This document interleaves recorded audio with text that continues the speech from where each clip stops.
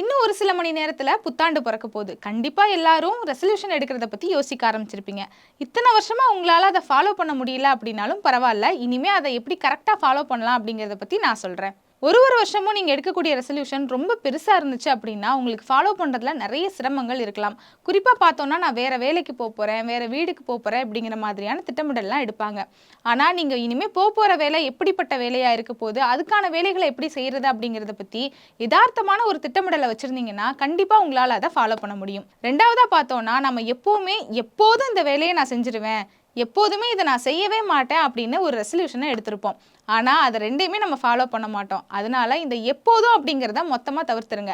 இப்ப செய்ய முடியலன்னா என்ன? இன்னொரு நாள் செஞ்சுக்கிறேன் அப்படின்ற ஒரு மைண்ட் செட்டோட நீங்க எடுத்தீங்க அப்படின்னா, தொடர்ச்சியா உங்களால அத செய்ய முடியும். அடுத்ததா பார்த்தோம் அப்படின்னா, புதுசா ஒரு விஷயத்த நீங்க திட்டமிடாம, ஏற்கனவே செய்யக்கூடிய வேலைகளோட சேர்த்து திட்டமிட்டீங்க அப்படின்னா, ஈஸியா அத உங்களால பண்ண முடியும். இப்ப எக்ஸாம்பிளுக்கு பார்த்தோம் அப்படின்னா, தினமும் நான் கரெக்ட்டா வாக்கிங் போயிருவேன் அப்படின்னு யோசிக்காம, தினமும் பல் துலக்குனதுக்கு அப்புறம் வாக்கிங் போவேன் அப்படின்னு யோசிச்சீங்கன்னா, உங்களால நிச்சயமா அத செய்றதுக்கு முடியும். ஒருவேளை இப்ப செய்ய முடியல அப்படின்னா, சரி வேற ஏதாவது ஒரு டைம்ல செஞ்சிரலாம் அப்படிங்கிற யோசனையும் உங்களுக்கு வரும்.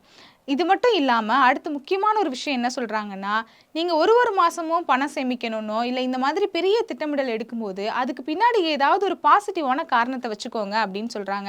இப்ப பணம் சேமிக்க போறீங்க அப்படின்னா, அதுக்கு பின்னாடி இந்த பணத்த சேமிச்சு ஒரு 6 மாசத்துக்கு அப்புறம் நான் ஒரு நல்ல டூர் போறேன்.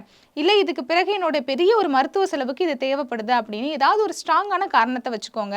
ஒருவேளை இந்த மாசம் உங்களால சேமிக்க முடியலனா கூட, பரவால்ல அடுத்த மாசத்துலருந்து சேமிச்சுக்கலாம் அப்படின்னு நீங்க யோசிக்கணும். அத விட்டுட்டு இந்த மாசம் என்னால முடியல.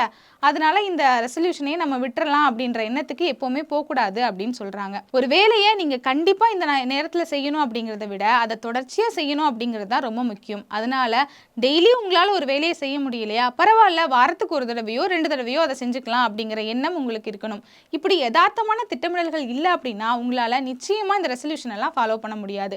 ஒருவேளை இதெல்லாம் செஞ்சீங்கன்னு வச்சுக்கோங்களேன், கண்டிப்பா உங்களாலயும் இந்த ரெசல்யூஷன ஃபாலோ பண்ண முடியும்.